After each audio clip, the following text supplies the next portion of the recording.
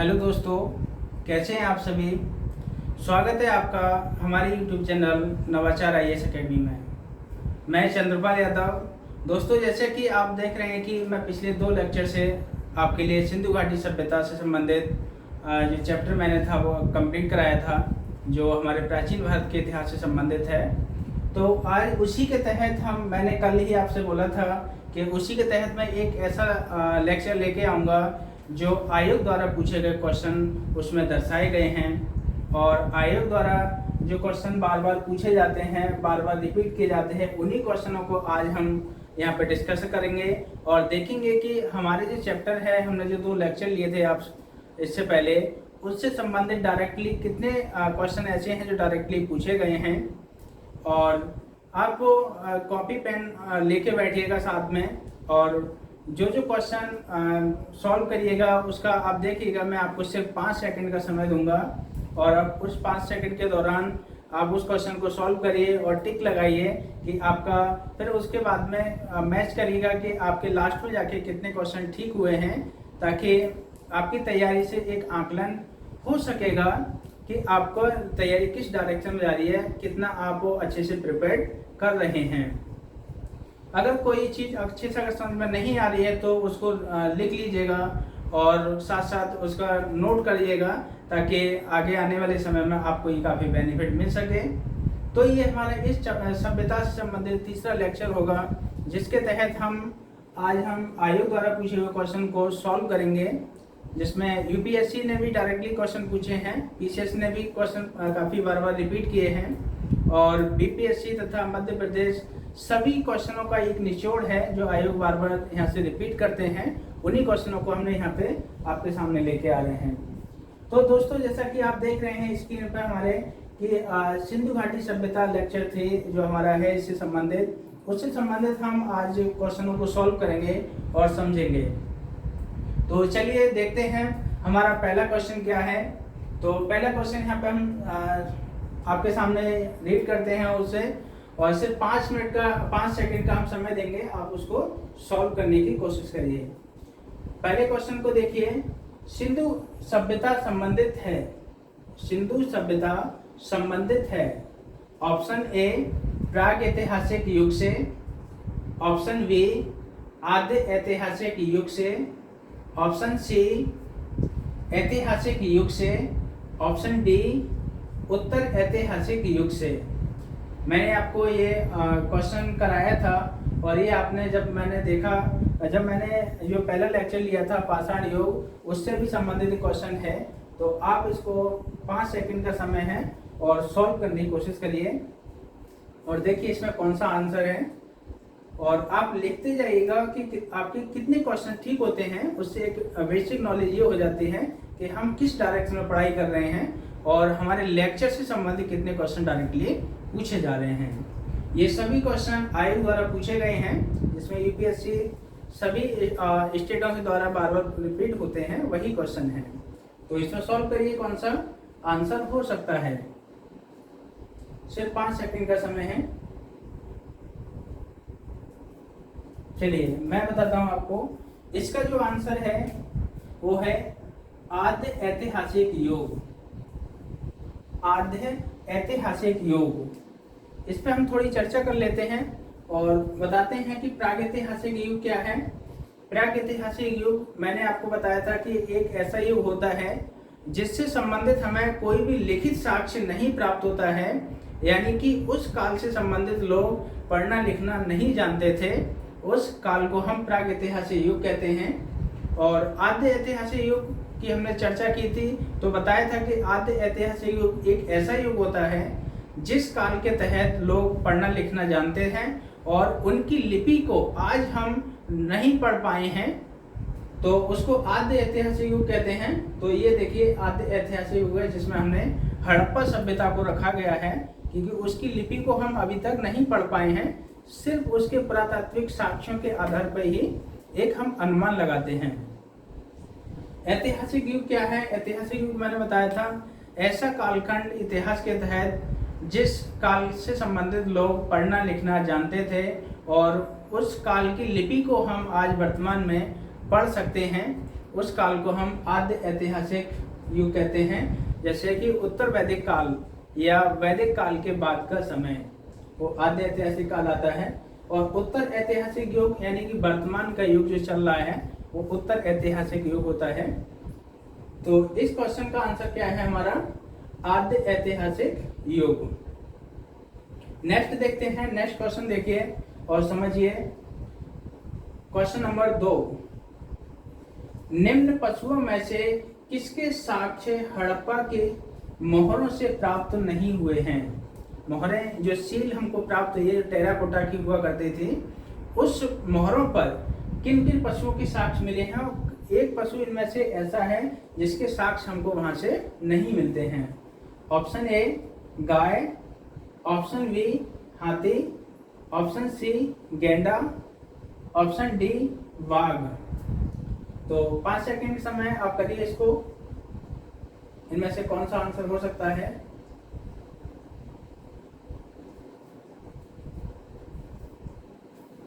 तो इसमें देखिए ये इसका आंसर है ऑप्शन ए, ऑप्शन ए गाय। इसमें आप देख रहे हैं कि हड़प्पा सभ्यता से में जो मोहरें मिली हैं हमको, उसमें गेंडा के भी साक्ष्य मिले हैं, हाथी के भी साक्ष्य मिलते हैं, बाघ के भी साक्ष्य मिलते हैं, किंतु गाय के अभी तक किसी भी मोहर से साक्ष्य नहीं प्राप्त हुए हैं। तो गाय एक ऐसा पशु है जिसके हड़प्पा सभ्यता से संबंधित किसी भी मोहर पर कोई साक्ष्य नहीं मिला है। तो इसका आंसर क्या है, ऑप्शन ए गाय। सभी नोट करते जाइएगा ताकि आप एक अनुमान लगा सकें कि आपके कितने क्वेश्चन ठीक हुए हैं, और एक ओवरऑल आपका आकलन हो जाएगा इससे कि कितने क्वेश्चन आप ठीक करे हैं। इसमें से लास्ट में जाके कैलकुलेट करके बताइएगा। अब देखते हैं नेक्स्ट क्वेश्चन, क्वेश्चन नंबर 3। तो इसके बारे में समझिए। भारत में चांदी की उपलब्धता के प्राचीनतम साक्ष्य मिले हैं। ऑप्शन ए हड़प्पा संस्कृति में, ऑप्शन बी पश्चिमी भारत की ताम्रपाषाण संस्कृति में, ऑप्शन सी वैदिक संहिताओं में, ऑप्शन डी चांदी के आहत सिक्कों में। इसको सॉल्व करिए, ये मैंने दिखाया है, इसका क्वेश्चन भी आपको आप समझेंगे। तो मैं जब उद्योग धंधे पढ़ा रहा था तो उस समय ये इससे संबंधित मैंने क्वेश्चन कराया था। समझिए कौन सा है और करने की कोशिश करिए। इसका जो आंसर है वो है हड़प्पा संस्कृति में। मैंने उद्योग और शिल्प उद्योग के बारे में बताया था, तो वहाँ से हमको चांदी का उद्योग धंधे में लिप्त पाए गए थे ये। और चांदी का ये लोग हड़प्पा सभ्यतावासी लोग अफगानिस्तान तथा राजस्थान के जो जेवर की पहाड़ियाँ थी वहाँ से ये आयात किया करते थे हड़प्पा वासी। और चांदी का सबसे प्राचीनतम साक्ष्य हमको हड़प्पा संस्कृति में ही मिलते हैं। ठीक है, पश्चिम भारत की ताम्रपाषाण संस्कृति में नहीं मिलते हैं। ताम्रपाषाण संस्कृति का मतलब है कि तांबा और पत्थर का संयुक्त रूप से इन्होंने क्या किया था, उपयोग किया था साथ साथ, तो इसको ताम्रपाषाण संस्कृति कहते हैं। वैदिक संहिताओं में बाद में मिले हैं। और आहत जो सिक्के हुआ करते थे वो मौर्य काल या महाजनपद काल से स्टार्ट हुए हैं आहत सिक्के। तो सबसे प्राचीनतम साक्ष्य हमको हड़प्पा संस्कृति मिलते हैं। सब नोट करते चलिएगा, बहुत महत्वपूर्ण क्वेश्चन है। नेक्स्ट क्वेश्चन देखते हैं। एक जुते हुए खेत की खोज की गई है। एक जुते हुए खेत की खोज की गई है। ऑप्शन ए मोहनजोदड़ो से, ऑप्शन बी कालीबंगा में, ऑप्शन सी हड़प्पा में, ऑप्शन डी लोथल में। तो इनमें बताइए कौन सा सही है। मैंने लिखाया भी है, अगर आपने ठीक से अध्ययन किया हो तो इसमें कौन सा ठीक है वो इसको देखिएगा। तो इसका जो आंसर है वो है कालीबंगा। आप कालीबंगा एक ऐसा स्थल है जो राजस्थान के गंगानगर जिले में स्थित था उस समय, और वहाँ से कालीबंगा से ही हमको जुते हुए खेत के साक्ष्य मिलते हैं। और एक कालीबंगा का मतलब होता है काले रंग की चूड़ियाँ। इसकी जो खोज की है बीबी लाल और थापर दोनों ने की है मिलकर। और इस स्थल जो एक प्रकार से सरस्वती नदी के तट पर स्थित था, और सरस्वती नदी के विलुप्त होने के कारण इस कालीबंगा का भी एक प्रकार से विनष्ट हो गया, यानी नष्ट हो गया था। मोहनजोदड़ो अगर देखा जाए तो ये सिंध प्रांत पाकिस्तान में सिंधु नदी के दाएं तट पर स्थित है मोहनजोदड़ो। हड़प्पा की बात करें तो हड़प्पा ये पाकिस्तान के पंजाब प्रांत में रावी नदी के तट पर स्थित है। तो लोथल की अगर हम बात करें तो लोथल ये गुजरात में भोगवा नदी के तट पर स्थित है।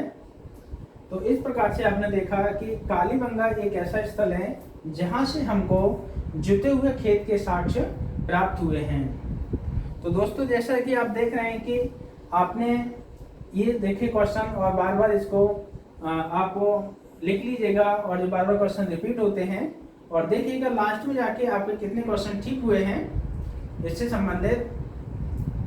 तो किसी को अगर स्क्रीनशॉट लेना हो तो ले सकते हैं, बाकी हम इसको फिनिश करते हैं और नेक्स्ट क्वेश्चन देखते हैं। जैसे कि हमारा देख रहे हैं ये 5वां नंबर क्वेश्चन है, और 5वें नंबर क्वेश्चन को देखेंगे।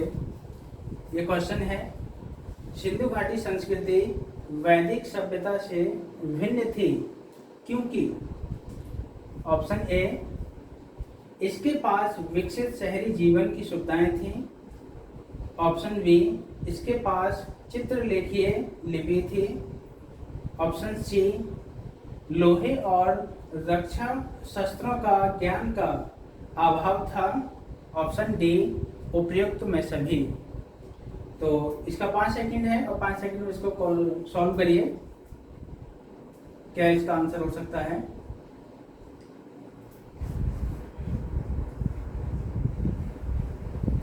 तो देखिए, इसका जो आंसर है मैंने आपको बताया था, तो ये एक नगरीय सभ्यता थी। एक प्रकार से देखिए, इसका आंसर डी है, यानी उपयुक्त में सभी।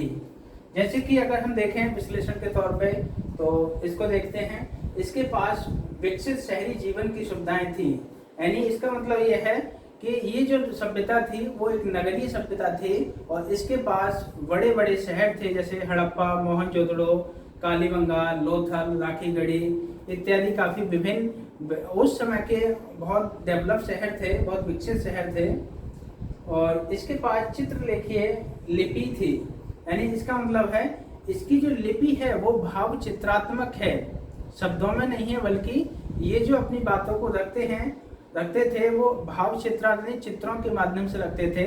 तो इसके पास चित्रलेखी लिपि है, ये भी ठीक है। लोहे का इस सभ्यता से कोई ज्ञान प्राप्त नहीं हुआ है, लोहे के कोई साक्ष्य नहीं मिले हैं हमको। तो और रक्षा शस्त्रों का भी कोई हमको ऐसा प्रमाण नहीं मिला है कि ये लोग शस्त्र रखते थे या बड़े बड़े औजार रखते थे। तो यहाँ की जो पुरातात्विक सामग्री हमको जो मिली है उसमें से कोई ऐसा साक्ष्य नहीं मिला है कि ऐसा रक्षा शस्त्र वगैरह हुआ करते थे। जैसा कि देखें कि इस क्वेश्चन को, ये जो आईएएस द्वारा पूछा गया क्वेश्चन है, और इस क्वेश्चन का जो आंसर है उपयुक्त में से सभी। और ये क्वेश्चन आपको समझ में आ गया होगा कि किस प्रकार से क्वेश्चन इस सभ्यता से संबंधित पूछे जाते हैं। नेक्स्ट क्वेश्चन हम देखते हैं, और नेक्स्ट क्वेश्चन हमारा ये भी आईएएस द्वारा पूछा हुआ क्वेश्चन है, और इसी प्रकार के आईएएस यूपीएससी में क्वेश्चन पूछे जाते हैं, या यूपीपीसीएस में एक बड़े स्तर के क्वेश्चन होते हैं वो पूछे जाते हैं। क्वेश्चन दे रखा है क्वेश्चन नंबर 6, सूची 1 को सूची 2 के साथ सम्मिलित कीजिए और सही कोड का चयन करें। सूची 1 ये है, सूची 2 ये है, और सूची 1 में ये स्थल दे रखे हैं, और सूची 2 में कुछ उनसे संबंधित महत्वपूर्ण तथ्य दे रखे हैं। जैसे स्थलों में बात करें, ए पे हड़प्पा, लोथल, कालीबंगा, मोहनजोदड़ो। दूसरी तरफ देखें, 1 नंबर पे समाधान R37, गोदीवाड़ा, नर्तकी की मूर्ति और जुता हुआ खेत के साक्ष्य। अब यहाँ हम इसको सॉल्व करने की कोशिश करेंगे और अगर हमको कोई भी पॉइंट यहाँ से मिलता है, इसको कैसे हम सॉल्व करें, इसका एक आसान तरीका क्या है उसको हम यहाँ पर देखेंगे। सबसे पहले देखेंगे कि हम जुते हुए खेत के साक्ष्य हमको ज़्यादा फेमस है, ये क्वेश्चन कहाँ से मिले हैं। तो जुते हुए खेत के साक्ष्य में देखिए कालीबंगा को 4 से मिला देंगे, यानी सी को हम 4 से मिला देंगे। तो अब देखिए यहाँ ऑप्शन में भी, आप ऑप्शन से भी कर सकते हैं इसको कि 4 ऐसी कौन सी जगह है जो सी पे आता है।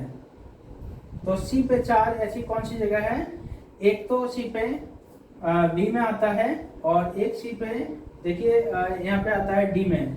तो यानी कि ए वाला ऑप्शन आप काट सकते हैं यहाँ पे और सी वाला भी ऑप्शन काट सकते हैं। अब देखते हैं दो में से कौन है। तो सबसे पहले देखेंगे हड़प्पा से हमको क्या प्राप्त हुआ है। तो हड़प्पा से हमको समाधान R37 मिला है। जैसे मैंने आपको बताया था कि हड़प्पा से एक कब्रिस्तान प्राप्त हुआ है, तो वो यही कब्रिस्तान है R37। लोथल से हमको क्या मिला है, लोथल से हमको एक गोदीवाड़ा मिला है, यानी एक बंदरगाह मिला है। लोथल एक बंदरगाह था, बंदरगाह नगर था, तो इस प्रकार से लोथल को हम बंदरगाह से जोड़ देंगे या गोदी से जोड़ देंगे। कालीबंगा हमारा जुता हुआ खेत।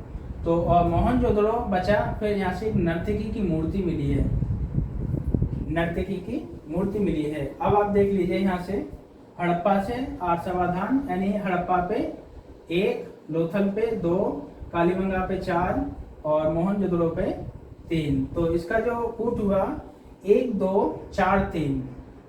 तो 1 2 4 3 कहाँ है, तो 1 2 4 3 ये है ऑप्शन डी। Option D. यहाँ आपने देखा है कि ये जो क्वेश्चन है काफी अच्छे क्वेश्चन हैं। अगर इनको चाहें तो आपको एक ऑप्शन के माध्यम से भी कर सकते हैं, अगर आपने ठीक से अध्ययन किया है और ठीक से समझा है। तो यूपीएससी जो क्वेश्चन पूछती है हड़प्पा से संबंधित, वो इसी प्रकार के क्वेश्चन होते हैं और कितने आसानी से हमने इस क्वेश्चन को हल किया।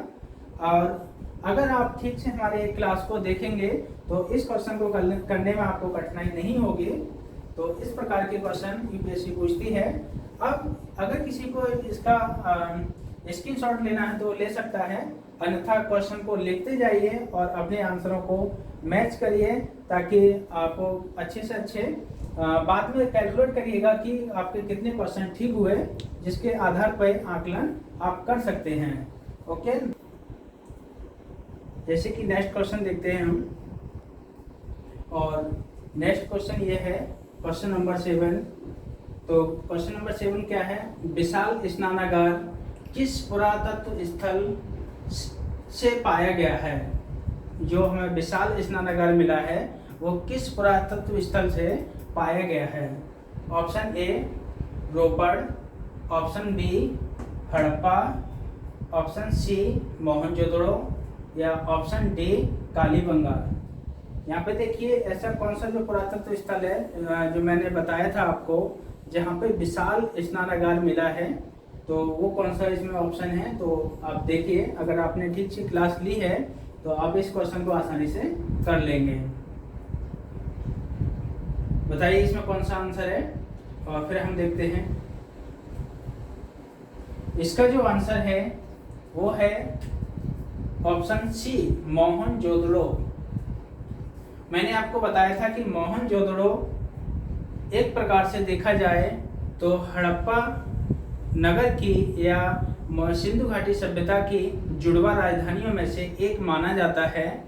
जो हमारे एक इतिहासकार थे स्टुअर्ट पिगट ने बताया है कि हड़प्पा तथा मोहनजोदड़ो दोनों ही सिंधु घाटी सभ्यता की एक प्रकार से जुड़वा राजधानी थी। उस प्रकार से देखा जाए तो मोहनजोदड़ो कहाँ पे स्थित है, ये सिंधु नदी के दाएं तट पर अवस्थित है, सिंध प्रांत में। और यहाँ से हमको विशाल स्नानागार मिला है।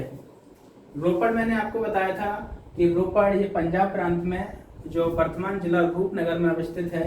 हड़प्पा ये रावी नदी किनारे है और कालीबंगा ये सरस्वती नदी किनारे, ये राजस्थान के गंगानगर जिले में स्थित है।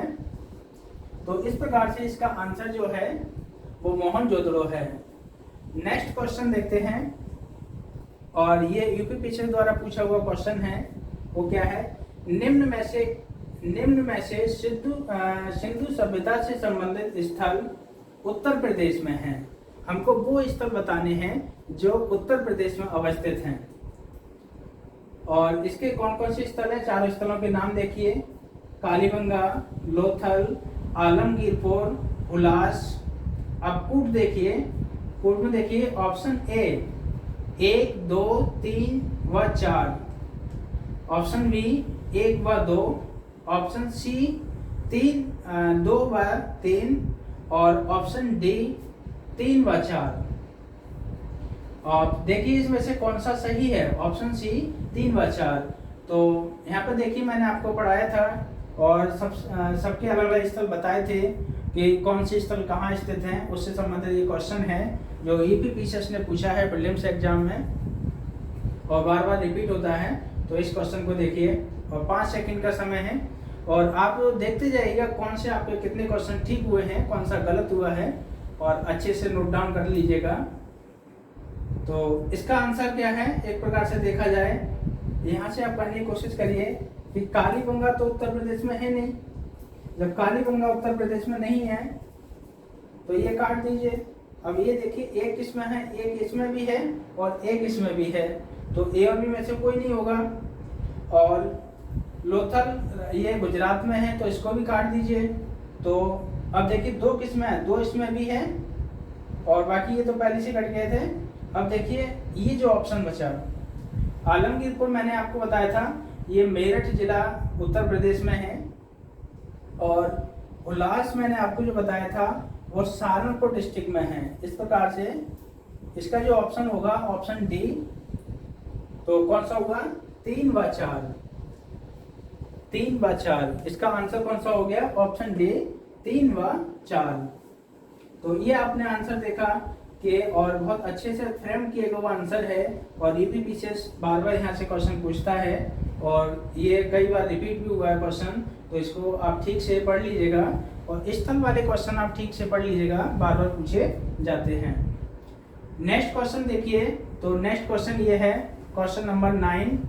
वह हड़प्पीय नगर जिसका प्रतिनिधित्व लोथल का पुरातत्व स्थल करता है वह किस नदी पर स्थित था? यानी ये जो क्वेश्चन है ये भी क्वेश्चन काफी अच्छा है और इसमें नदी पूछा है, वह नदी पूछा है जिस नदी पर ये लोथल नगर अवस्थित था। तो ऑप्शन ए नर्मदा नदी, ऑप्शन बी माही नदी, ऑप्शन सी भोगवा नदी या ऑप्शन डी भीमा नदी। तो इसको सॉल्व करिए और बताइए और देखिए चेक करिएगा आपका कितना आंसर ठीक हो रहा है। तो इसका जो आंसर है वो है भोगवा नदी। इसका जो आंसर है वो है भोगवा नदी।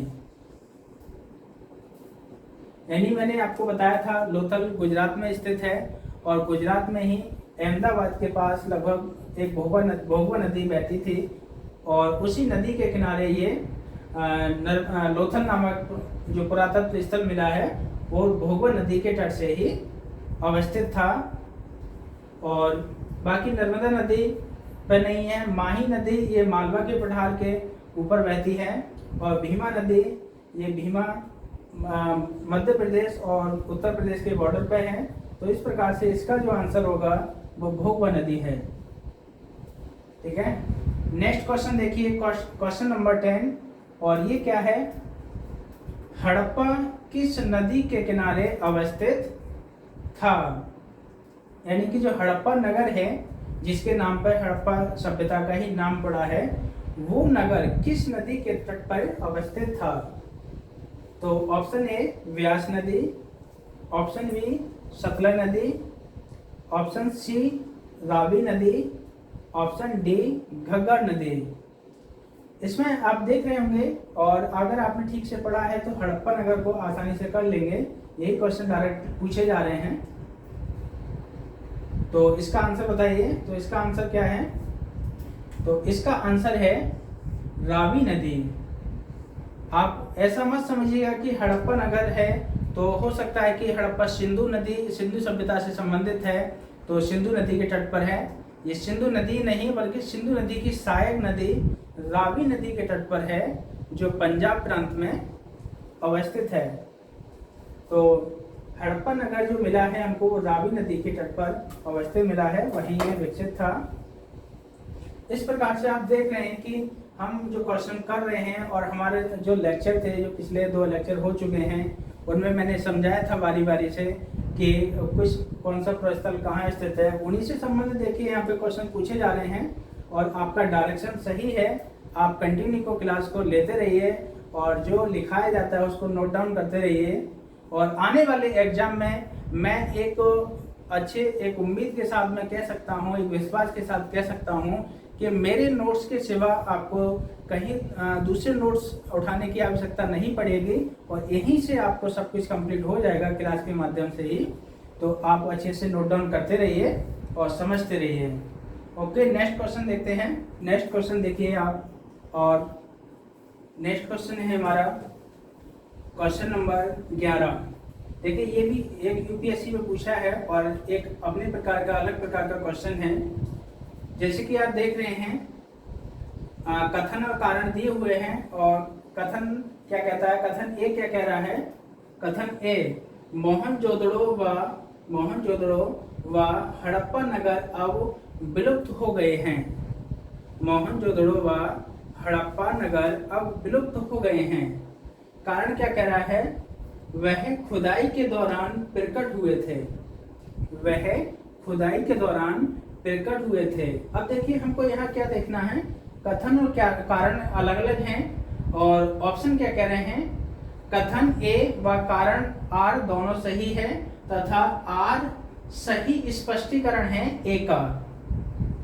ऑप्शन बी क्या कह रहा है, कथन ए व कारण आर दोनों सही हैं तथा आर सही स्पष्टीकरण है, आर सही स्पष्टीकरण नहीं है कथन ए का।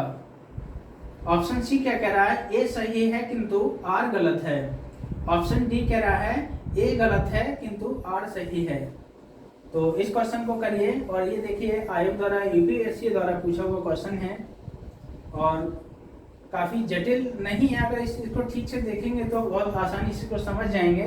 कथन और कारण क्या कह रहा है। 5 सेकंड का समय है, इसको करने की कोशिश करिए, फिर हम इसको कराते हैं।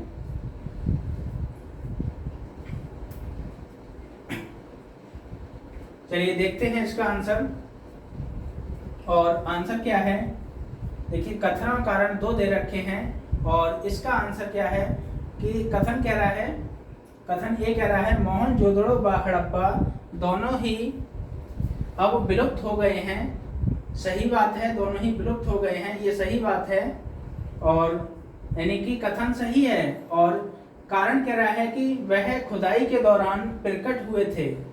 देखिए ये भी सही बात है, कारण भी सही है और कथन भी सही है, लेकिन कारण कथन ए का सही स्पष्टीकरण नहीं है, क्योंकि हम इसको ऐसे जोड़ते हैं और जोड़ के इसको करते हैं मोहनजोदड़ो व हड़प्पा नगर अब विलुप्त हो गए हैं, क्योंकि से ये इसका एक कारण नहीं है।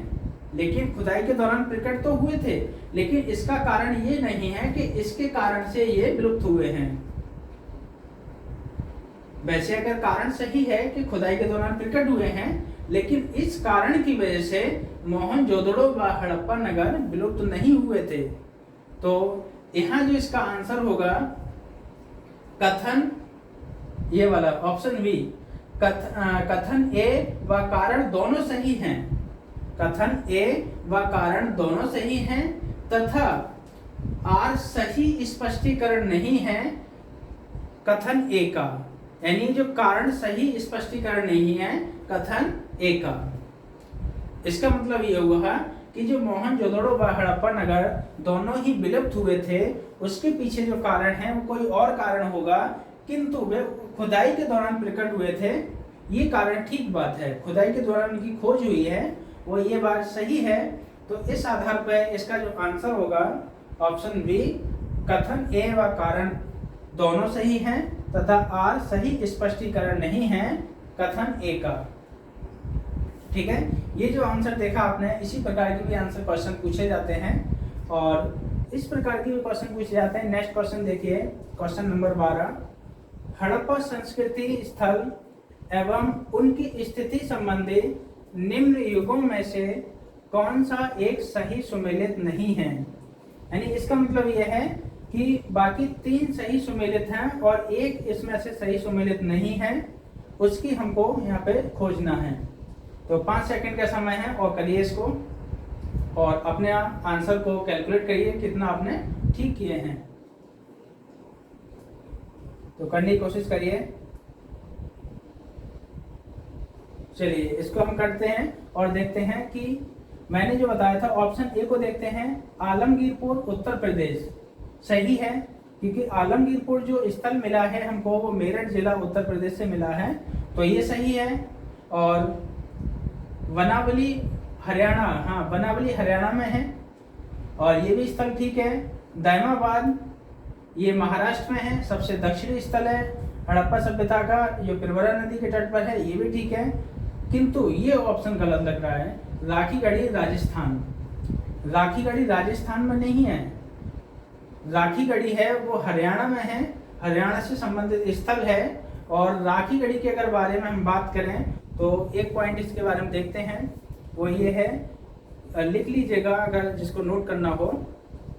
राखीगढ़ी एक ऐसा हड़प्पा संबंधित एक स्थल ऐसा है जो भारत में खोजा गया सबसे बड़ा स्थल है। भारत में खोजा गया, ना कि पूरे हड़प्पा सभ्यता का। अगर पूरे हड़प्पा सभ्यता की हम बात करें तो वो आता है मोहनजोदड़ो, लेकिन अगर भारत में खोजा गया सबसे बड़ा स्थल की हम बात करें तो वो है राखीगढ़ी। तो ये आंसर हमारा ठीक है, ऑप्शन डी, क्योंकि बाकी सब सुमेलित हैं और यही सुमेलित नहीं है, क्योंकि ये राखीगढ़ी कहाँ पर है, राजस्थान में नहीं है, ये हरियाणा में है। तो इस प्रकार से देखा आपने और समझा कि हमारा ये क्वेश्चन, देखिए हम वही क्वेश्चन हमने यहाँ पे जो उठाए हैं जो आयोग द्वारा पूछे गए हैं, और आप देख रहे हैं स्थल से डायरेक्ट क्वेश्चन पूछे जा रहे हैं। तो इस प्रकार से आपने देखे क्वेश्चन। अब देखते हैं नेक्स्ट क्वेश्चन और समझते हैं नेक्स्ट क्वेश्चन के बारे में। तो इसको हम फिनिश करते हैं और जानते हैं इनके बारे में। तो सबसे पहले आप देखिए, इसको हम फिनिश कर देते हैं, जिसको नोट करना हो नोट कर लीजिए। इसको हम फिनिश कर देते हैं, 1 मिनट। अब देखते हैं यहाँ पे नेक्स्ट क्वेश्चन और समझते हैं। क्वेश्चन नंबर 13, क्वेश्चन नंबर 13 क्या है उसके बारे में समझेंगे। और अभी तक आपने देखे कि कितने क्वेश्चन ठीक से किए हैं और कौन से किए हैं, आप उस सबको नोट डाउन करते जाइएगा। क्वेश्चन नंबर 13 देखिए, निम्न में से कौन सा स्थल सिंधु सभ्यता से संबंधित नहीं है। निम्न में से कौन सा स्थल सिंधु सभ्यता से संबंधित नहीं है। Option A Kalibangan, option B Ropar, option C Pataliputra, option D Lothal. 5 second का समय आप करने की कोशिश करिए। तो इसको देखिए और इसका जो आंसर है वो ये है पाटलिपुत्र, ऑप्शन सी पाटलिपुत्र। क्योंकि मैंने आपको बताया कि कालीबंगन राजस्थान में है, हड़प्पन से संबंधित है, रोपड़ पंजाब में है, लोथल गुजरात में है, ये बंदरगाह नगर है, और पाटलिपुत्र ये मौर्य साम्राज्य से संबंधित है, मगध साम्राज्य से, जो बिंबिसार के सुपुत्र उदयन ने इसको बसाया था पाटलिपुत्र को, और उसी से संबंधित है, मगध साम्राज्य से। ये हड़प्पा सभ्यता से संबंधित नहीं है। आप नोट कर लीजिएगा इसको।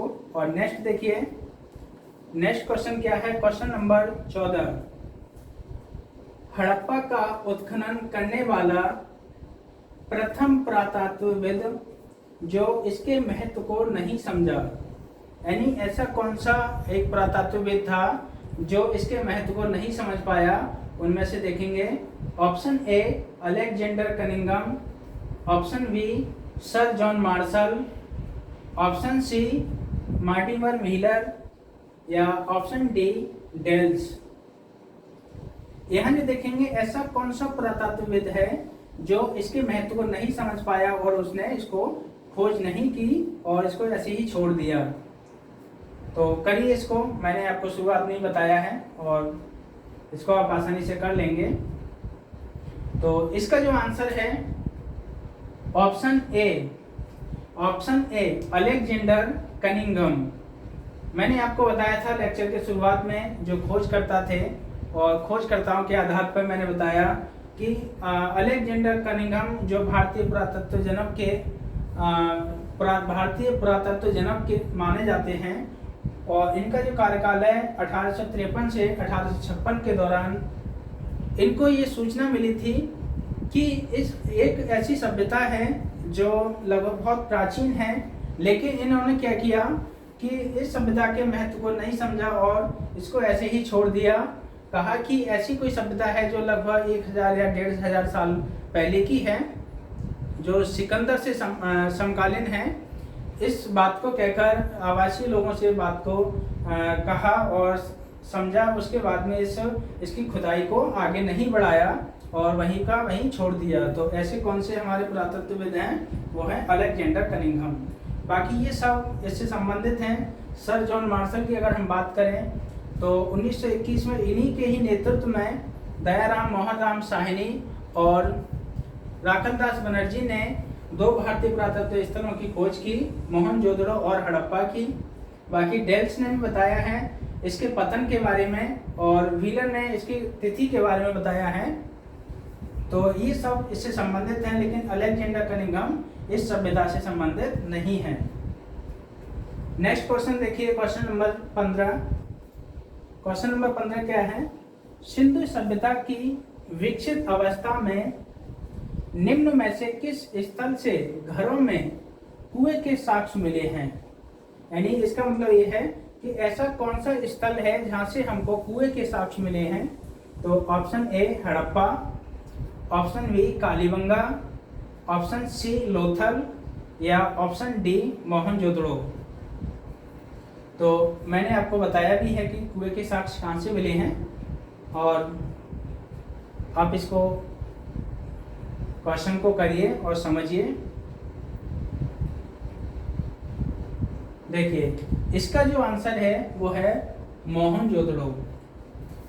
मोहनजोदड़ो से अगर बात करें तो यहाँ से ही हमको घरों में कुएं के साक्ष्य मिले हैं जो आंगन में हुआ करते थे। बाकी हमको हड़प्पा से क्या मिला है? एक कब्रिस्तान मिला है।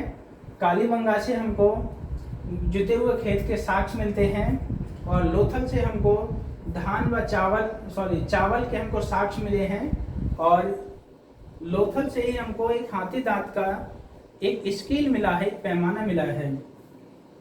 यहाँ हमने देखा इसका जो आंसर है वो है मोहनजोदड़ो। नेक्स्ट क्वेश्चन देखिए, क्वेश्चन नंबर 16। हड़प्पन स्थल सनौली।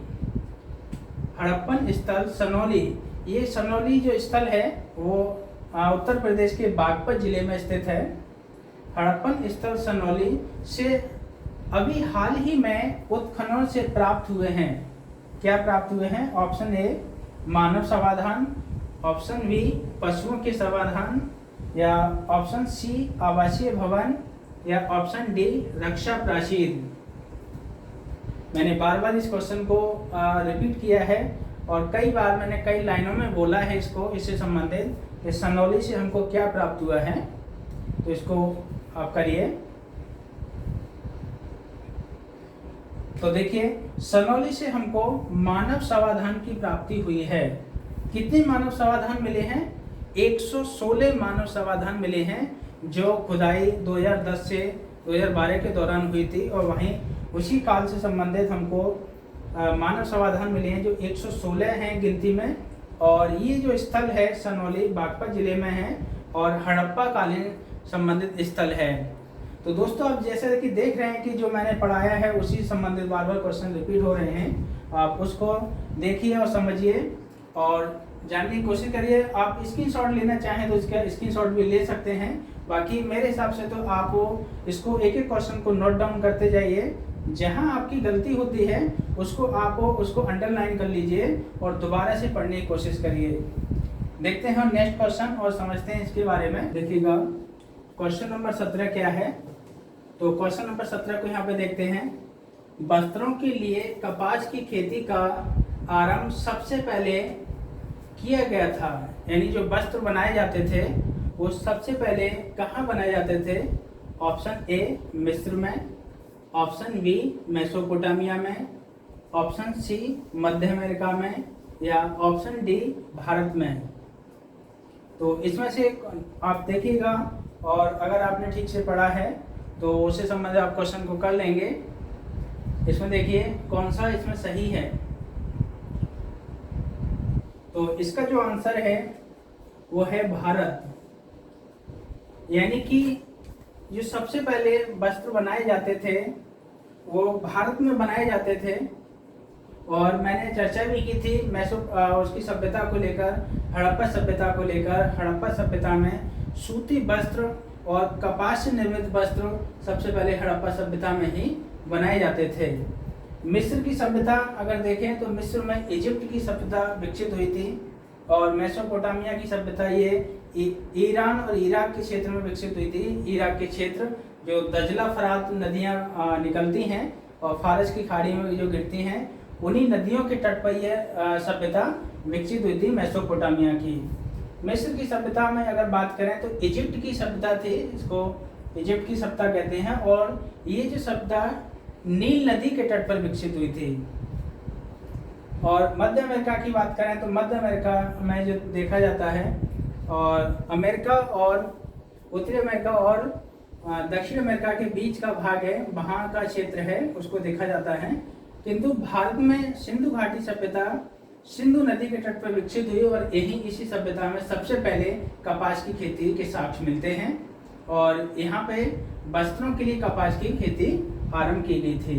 तो इसका आंसर है ऑप्शन डी भारत। नेक्स्ट अगर क्वेश्चन की बात करें, क्वेश्चन नंबर 18 क्या है। निम्नलिखित में से किस पशु का अंकन हड़प्पा संस्कृति की मोहरों पर नहीं हुआ है।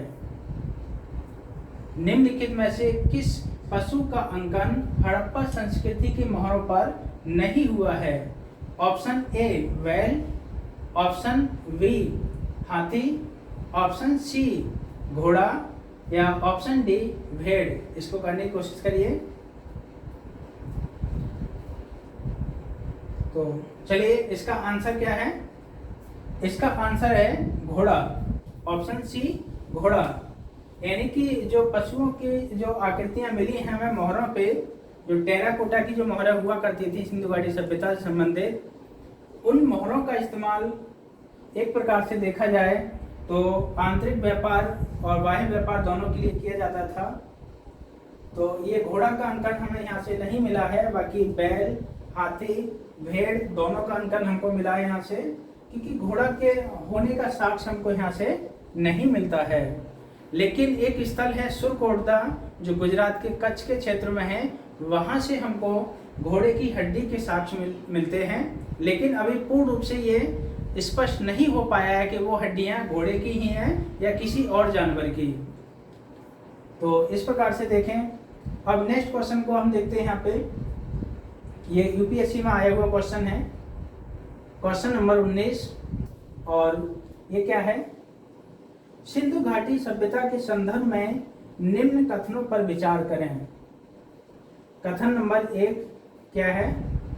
यह प्रमुखतः लौकिक सभ्यता थी तथा उसमें धार्मिक तत्व यद्यपि उपस्थित था किंतु वर्चस्वशाली नहीं था। कथन 2 क्या कह रहा है। उस काल में भारत में कपास से वस्त्र बनाए जाते थे। 2 कथन है और ऑप्शन क्या है, केवल एक सही है, केवल 2 सही है, 1 व 2 दोनों सही है। ऑप्शन डी ना तो 1 सही है और ना ही 2 सही है। सॉरी। तो इसमें आप देखिए कौन सा इसका आंसर है। ये यूपीएससी का आया हुआ क्वेश्चन है। चलिए ये जो क्वेश्चन है इसका जो आंसर है वो आंसर है सी, क्योंकि कथन क्या कह रहा है। कथन 1 क्या कहता है, ये प्रमुखतः लौकिक सभ्यता थी। सही बात है, उसमें धार्मिक तत्व यद्यपि उपस्थित था। हमने देखा कुछ पुरातात्विक स्थलों से हमें धार्मिक वस्तुएं मिली हैं जिसमें पूजा पाठ से संबंधित है, यज्ञ सामग्री से संबंधित हैं, और उपस्थित तो था लेकिन वर्चस्वशाली नहीं था। यानी वर्चस्वशाली नहीं था, इसका साक्ष्य क्या है कि हमें यहाँ से कोई भी मंदिर के साक्ष्य नहीं मिले हैं, किसी प्रकार के मंदिर के साक्ष्य हमको नहीं मिले हैं। और कथन दूसरा क्या कहता है? कथन दूसरा कहता है उस काल में भारत में कपास से वस्त्र बनाए जाते थे। ये भी बात सही है, दोनों में ही भारत में कपास से वस्त्र बनाए जाते थे। तो ये 1 व 2 दोनों ही सही हैं। तो इसका आंसर होगा सी। सब लोग आंसर को लगाते जाइएगा और लास्ट में जाके कैलकुलेट करिए कि आपके कितने आंसर सही हुए हैं और इनमें से कितने आंसर ऐसे हैं जो डायरेक्टली हमारे लेक्चर से संबंधित हैं, वहाँ से पूछे जाते हैं। तो इसको नोट डाउन कर लीजिए, जिसको स्क्रीनशॉट लेना है वो स्क्रीनशॉट भी ले सकता है। तो जैसे कि देखिए हमारा नेक्स्ट क्वेश्चन ये है और क्वेश्चन नंबर 20 देखिए, और ये आयोग द्वारा पूछा हुआ क्वेश्चन है, यूपीपीसीएस में पूछा है। निम्न में से कौन सा या कौन से लक्षण सिंधु घाटी सभ्यता के लोगों का सही चित्रण करता है?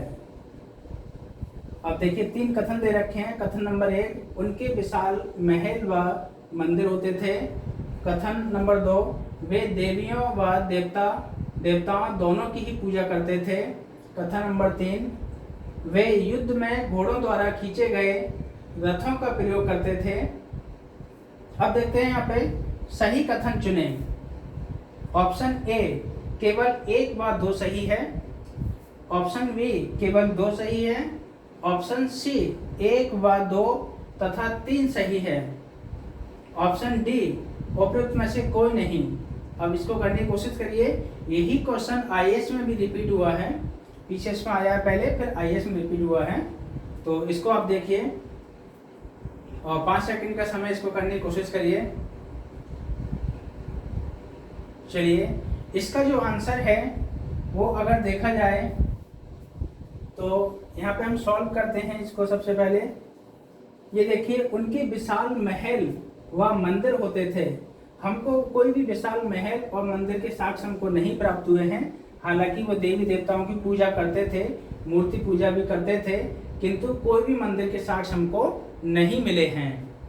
इस प्रकार से ये हमारा कथन गलत हो जाएगा। तो पहला कथन गलत है, तो इसका मतलब पहला इसमें भी है, पहला इसमें भी है, ये दोनों गलत हो गए।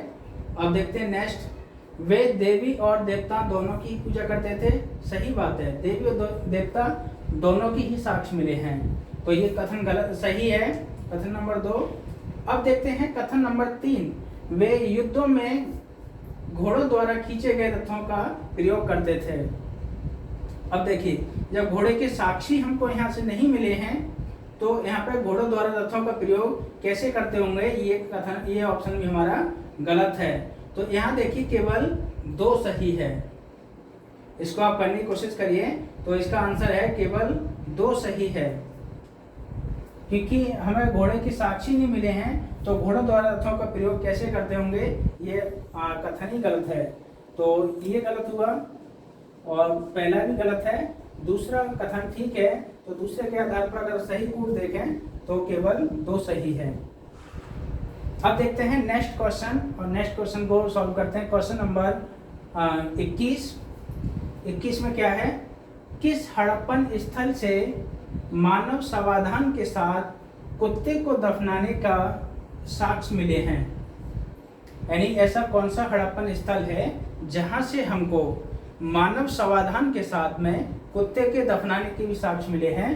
तो option A Ropar, option B Kalibanga, option C Hulas, option D Dholavira. यहाँ आप देखेंगे तो इसका जो आंसर देखेंगे तो इसका जो आंसर है वो है रोपड़। रोपड़ ये पंजाब में है और पंजाब में स्थल है, और यहाँ पे मानव समाधान के साथ में कुत्ते को भी दफनाने के साक्ष्य मिले हैं।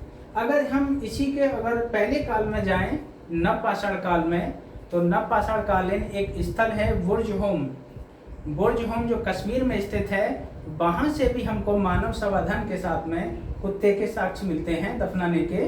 और हड़प्पा कालीन स्थल में रोपड़ है जो पंजाब प्रांत में स्थित था।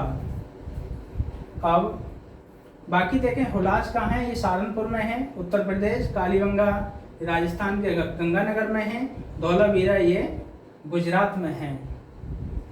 नेक्स्ट देखें, नेक्स्ट क्वेश्चन नंबर 22 यानी कि 22 नंबर क्वेश्चन देखते हैं। मूर्ति पूजा का आरंभ कब से माना जाता है? मूर्ति पूजा का आरंभ कब से माना जाता है? ऑप्शन ए पूर्व आर्य से, ऑप्शन बी उत्तर वैदिक काल से, ऑप्शन सी मौर्य काल से, या ऑप्शन डी कुषाण काल से। देखिए क्वेश्चन को कैसे करके घुमाया है और इसको बहुत आसानी से आप कर सकते हैं। 5 सेकंड का समय है, पढ़ने की कोशिश करिए। तो इसका जो आंसर है वो है पूर्व आर्य, यानी अगर एक रूप से देखा जाए तो जो हमारी वैदिक सभ्यता है वो उसको आर्य सभ्यता भी कहा जाता है। जो वैदिक सभ्यता, इसे अगला जो चैप्टर है वो वैदिक काल है, उसको हम आर्य काल भी कहते हैं। लेकिन आर्य से पहले ही मूर्ति पूजा के हमको साक्ष्य मिलने लगे थे हड़प्पा सभ्यता में। तो हड़प्पा सभ्यता में मूर्ति पूजा के साक्ष्य तो मिले हैं, किंतु वहां से मंदिर के साक्ष्य नहीं मिले हमको, मंदिर होने के साक्ष्य नहीं मिले हैं। तो इसका जो आंसर है वो है पूर्व आर्य। अब देखते हैं नेक्स्ट क्वेश्चन और समझते हैं। ये जो क्वेश्चन आप जो देख रहे हैं, क्वेश्चन नंबर 23, निम्न में से किस हड़प्पन स्थल से हल जो टेराकोटा का बना हुआ था प्राप्त हुआ है? Option A Dholavira, option B Banawali, option C Kalibangan, option D Lothal. 5 second का समय, इसको करने की कोशिश करिए। ये बार बार शब्दों को प्रयोग किया जा रहा है और इसको आसानी से आप कर सकते हैं। तो इसका जो आंसर है वो देखिए, ये ऑप्शन नंबर बी वनावली। वनावली जो स्थल है वो हरियाणा में स्थित है और हरियाणा में है। यहाँ से ही हमको जो हल की एक संरचना मिली है, जो मिट्टी का है, पकी हुई मिट्टी का हल मिला है। तो इसका जो आंसर है वो वनावली है। नेक्स्ट क्वेश्चन की हम अगर बात करें तो नेक्स्ट क्वेश्चन देखिए, क्वेश्चन नंबर 24, वो क्या कहता है? भारत में हड़प्पा का वृहद स्थल है, यानी option A Rakhigarhi, option B Dholavira, option C Kalibangan, option D Lothal. तो आपको वो स्थल की बताना है जो हड़प्पा कालीन है और सबसे बड़ा स्थल है जो भारत में खोजा गया है, ना कि पूरे हड़प्पा से संबंधित। करिए इसको। तो इसका जो आंसर है वो है राखीगढ़ी, ऑप्शन ए राखीगढ़ी। ये हरियाणा में स्थित है और ये जो स्थल है भारत में खोजा गया हड़प्पा कालीन सबसे बड़ा स्थल है भारत में, ना कि पूरे हड़प्पा सभ्यता में। अगर पूरे हड़प्पा सभ्यता की हम बात करें तो वो सबसे बड़ा स्थल है हमारा मोहनजोदड़ो है, जो सिंधु नदी के दाएं तट पर स्थित है, सिंध प्रांत पाकिस्तान में। ठीक है, नेक्स्ट क्वेश्चन देखते हैं, क्वेश्चन नंबर 25। इसको देखते हैं, स्थापित सिंधु घाटी सभ्यता जिन नदियों के तट पर बसी थी वे थी। देखिए 4 नदियां दे रखी हैं, सिंधु, चेनाब, झेलम, गंगा। अब इसमें देखना किन किन नदियों के तट पर हैं। तो यहाँ देखेंगे सिंधु के भी तट पर है, चेनाब के भी तट पर है, झेलम भी है, लेकिन गंगा नहीं है इसमें। गंगा की तट पर अभी तक कोई भी साक्ष्य नहीं मिला है हमको, तो गंगा की तट पर नहीं है। तो इसका आंसर 1, 2 व 3 है, 1, 2 व 3 ऑप्शन बी। तो इस प्रकार से आपने देखा जो महत्वपूर्ण क्वेश्चन थे हमने यहाँ पे आपके सामने बारी बारी से रखे। अब आप देखिए मिला के आपने लगभग 25 क्वेश्चन यहाँ पे सॉल्व किए हैं आपके सामने। तो कितने क्वेश्चन आपके सही हुए और कितने क्वेश्चन गलत हुए हैं आप उसको कैलकुलेट करिए, और जो क्वेश्चन आपके गलत हुए हैं आप उसको देखिए क्यों गलत हुए हैं, और कितने क्वेश्चन ऐसे हैं जो डायरेक्टली हमारे पुराने लेक्चर से पूछे गए हैं और वहाँ से मैच करते हैं, आप उनको मिलाने की कोशिश करिए। तो आप अगर देखेंगे यहाँ पे कि अगर 50% से क्वेश्चन अधिक हमारे पुराने लेक्चरों से पूछे गए हैं, तो इसका मतलब है कि आप और हम दोनों सही डायरेक्शन में जा रहे हैं, क्योंकि ये जो क्वेश्चन आए हुए हैं वो आयु द्वारा पूछे हुए क्वेश्चन है। तो इस प्रकार से देखें, हमारा ये प्राचीन भारत से संबंधित ये दूसरा लेक्चर था। पहला लेक्चर हमने पाषाण काल को कंप्लीट किया, उसके क्वेश्चन आंसर किए। दूसरा लेक्चर हमने हड़प्पा सभ्यता को कंप्लीट किया और उसके क्वेश्चन आंसर को आज हम कंप्लीट किए। अब हमारा जो नेक्स्ट लेक्चर रहेगा वो वैदिक काल से संबंधित होगा, किंतु उससे पहले एक हमारे जो दूसरे सर हैं जो इकोनॉमिक्स आपको पढ़ाएंगे, मिस्टर एस.के. ठाकुर जी, वो आपको अगला लेक्चर लेके आएंगे और इकोनॉमिक्स के तहत ही पहला चैप्टर आपको कल स्टार्ट करेंगे और उससे संबंधित आपका लेक्चर होगा। तो जब तक उनका पहला लेक्चर ख़त्म नहीं होगा, चाहे वो 1 क्लास या 2 क्लास या 3 क्लास हो, उसके बाद ही एंशिएंट हिस्ट्री की हमारे तीसरा चैप्टर है वैदिक काल, वो स्टार्ट होगा। तो ओके दोस्तों, आज के लिए इतना ही काफ़ी है। धन्यवाद।